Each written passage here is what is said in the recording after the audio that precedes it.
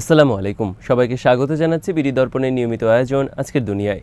আপনাদের সঙ্গে আছি আমি তাসনিম হোসাইন। চলুন জেনে নেওয়া যাক সারা বিশ্বে এ পর্যন্ত ঘটে যাওয়া প্রধান খবরগুলো।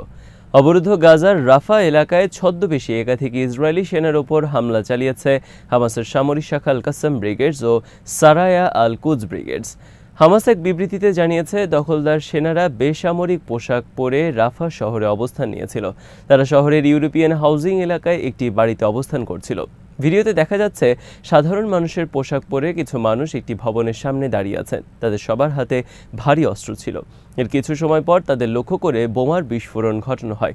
বিস্ফোরণে সেনাদের সবাই নিহত কিংবা আহত হয়েছে বলে জানিয়েছে হামাস। তবে ইসরায়েলি সংবাদ মাধ্যম টাইমস অফ ইসরায়েল দাবি করেছে, যাদের লক্ষ্য করে হামলা চালিয়েছিল তারা ইসরায়েলি সেনা নয়।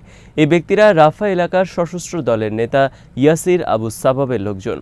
ইয়াসির আবু সাবাব সম্প্রতি দাবি করেছেন তিনি রাফাতে ত্রাণের ট্রাক লুট হওয়া থেকে রক্ষা করেছেন। তবে হামাসের দাবি, ইয়াসিরের লোকজন ত্রাণ লুট করেছে এবং ইসরায়েলিদের সঙ্গে যোগাযোগ রাখছে। ইসরায়েলি কর্মকর্তারা গাজায় ইয়াসির আবু সাবাব এবং অন্য কোনো সশস্ত্র গোষ্ঠীর কার্যক্রম চলা নিয়ে কোনো মন্তব্য করেনি। এছাড়া খান ইউনিস শহরে ইসরায়েলি বাহিনীর দোসরদের উপর হামলা চালানো হয়েছে। হামলায় টিবিজি শেল ও অ্যান্টি পার্সোনাল শেল ব্যবহার করেছে যোদ্ধারা। ওই হামলায় বেশ কিছু ইসরায়েলি দোসর হতাহত হয়েছে। এবারে যুদ্ধে দখলদার ইসরায়েলি সেনারা গাজার বেশ কিছু ছদ্মবেশী হামলা চালিয়েছে। কিছুদিন আগে নারীদের পোশাক পরে একটি বাড়িতে তারা হামলা চালায়, যেখানে প্রতিরোধ যোদ্ধাদের এক নেতাকে হত্যা করে তারা। এছাড়া ওই নেতার স্ত্রী ও সন্তানকে ধরে নিয়ে যায় ইসরায়েলি দখলদাররা।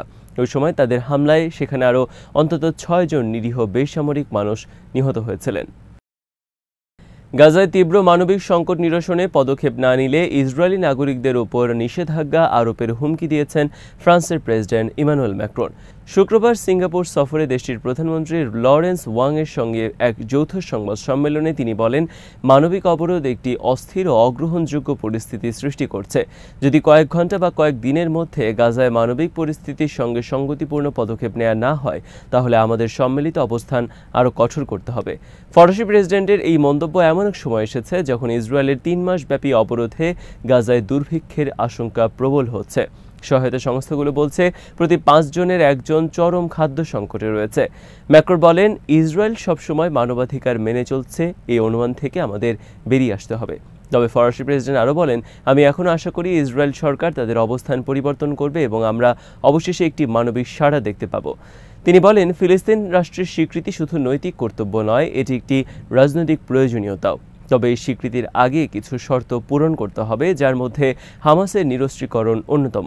এর আগে ইন্দোনেশিয়ার প্রেসিডেন্ট প্রাবো সুবিয়ান্তোর সঙ্গে এক যৌথ বিবৃতিতে ম্যাক্রন গাজা দখল বা সেখান থেকে বাসিন্দাদের বিতাড়নের যে কোনো পরিকল্পনার তীব্র সমালোচনা করেন।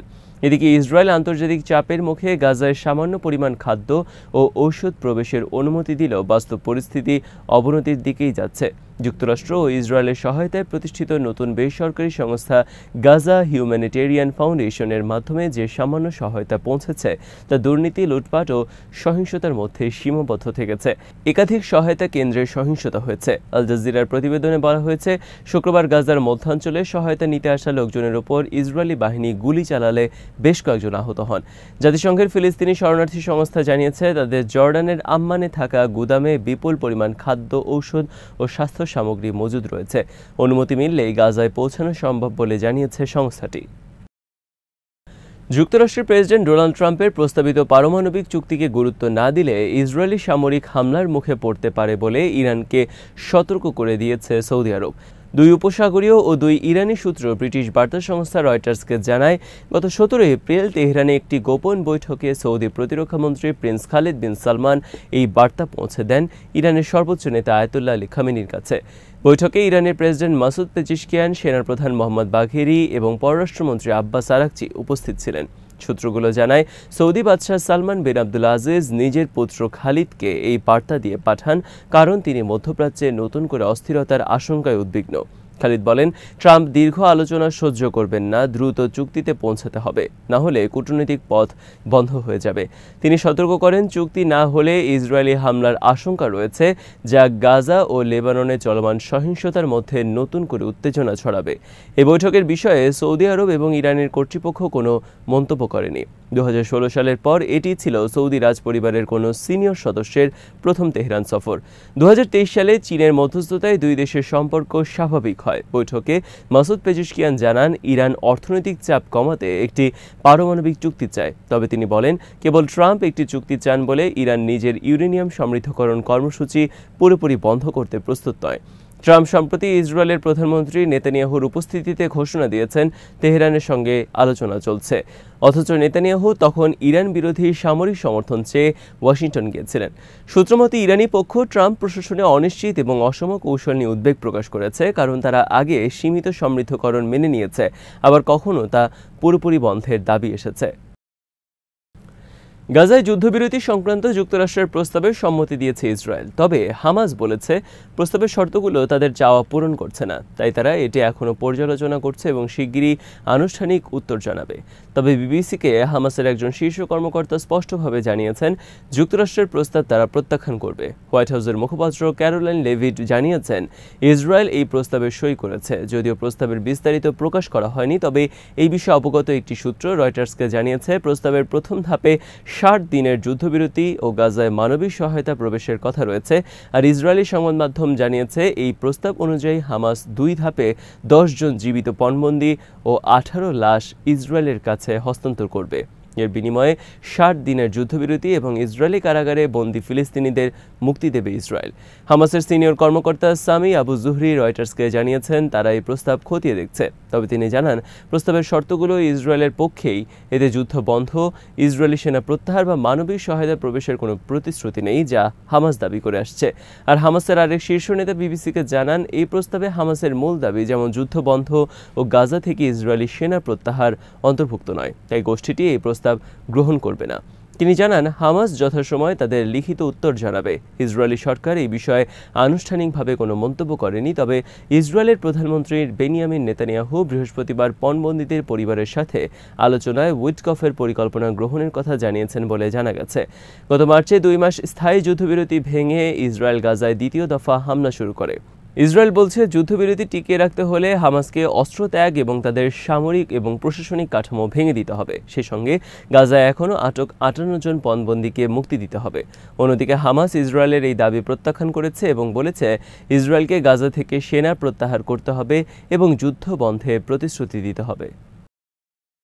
কাশ্মীর নিয়ে কখনোই আপোষ করবে না পাকিস্তান, এমন কথাই বলেছেন পাকিস্তানের সেনাপ্রধান ফিল্ড মার্শাল সৈয়দ আসিম মুনির। এমনকি কাশ্মীর নিয়ে কোনো রকম চুক্তিও সম্ভব নয় বলে মন্তব্য করেছেন তিনি। রাওয়ালপিন্ডিতে হিলাল টক্স নামের এক অনুষ্ঠানে বিভিন্ন বিশ্ববিদ্যালয়ের ভিসি, অধ্যক্ষ ও শিক্ষকদের উদ্দেশ্যে বক্তব্য দিতে গিয়ে তিনি বলেন, ভারতের বোঝা উচিত, কাশ্মীর কখনোই পাকিস্তানের অগ্রাধিকার থেকে সরে যাবে না। কাশ্মীর নিয়ে কোনো রকম চুক্তি সম্ভব নয়, আমরা এই ইস্যু ভুলে যাব না। পাকিস্তানের সেনাপ্রধান আরও বলেন, কাশ্মীর কোনো দ্বিপক্ষীয় বিষয় নয়, বরং একটি আন্তর্জাতিক ইস্যু এবং বহু দশকের চেষ্টার পরও ভারত সেটিকে চাপা দিতে ব্যর্থ হয়েছে। তিনি আরও বলেন, ভারতের অভ্যন্তরীণ সন্ত্রাসবাদ বাড়ার জন্য দেশটির নিজস্ব নীতিই দায়ী, বিশেষ করে মুসলিম সহ অন্যান্য সংখ্যালঘুদের উপর দমনপীড়ন। বেলুচিস্তানের নিরাপত্তা পরিস্থিতি নিয়েও মন্তব্য করেন আসিম মুনির। বলেন, সেখানে যারা সন্ত্রাসী কার্যক্রম চালাচ্ছে তারা বেলুচ জনগণের প্রতিনিধি নয়, বরং তারা ভারতের মদতপুষ্ট প্রক্সি। এদিকে আজাদ কাশ্মীরের বাসিন্দারা স্বেচ্ছায় এবং শিগগিরই ভারতে ফিরে আসবেন বলে দাবি করেছেন দেশটির প্রতিরক্ষামন্ত্রী রাজনাথ সিং। তিনি আরও বলেন, সন্ত্রাসবাদ দমন ইস্যুতে নয়াদিল্লি তার কৌশল পুনর্বিবেচনা এবং পুনর্নির্ধারণ করেছে এবং ইসলামাবাদের সঙ্গে শুধুমাত্র সন্ত্রাসবাদ দমন এবং আজাদ কাশ্মীর নিয়ে সংলাপ হতে পারে। নয়াদিল্লিতে অনুষ্ঠিত সিআইআই বিজনেস সামিটে প্রধান অতিথি হিসেবে উপস্থিত ছিলেন রাজনাথ সিং। তিনি বলেন, আমাদের পূর্ণ বিশ্বাস আছে যে পাকিস্তানের কাশ্মীরে আমাদের যেসব ভাই বোন ভৌগোলিক ও রাজনৈতিক কারণে আমাদের থেকে বিচ্ছিন্ন হয়ে পড়েছেন, নিজেদের আত্মার ডাকে সাড়া দিয়ে শিগগিরই তারা ভারতের জম্মু কাশ্মীরে ফিরে আসবেন। আজ এখানেই শেষ করছি। সবাই ভালো থাকুন, সুস্থ থাকুন আর দেখতে থাকুন বিডি দর্পণ। চ্যানেলটি ভালো লাগলে সাবস্ক্রাইব করুন, সংযুক্ত থাকুন আমাদের ফেসবুক পেজে। আল্লাহ হাফেজ।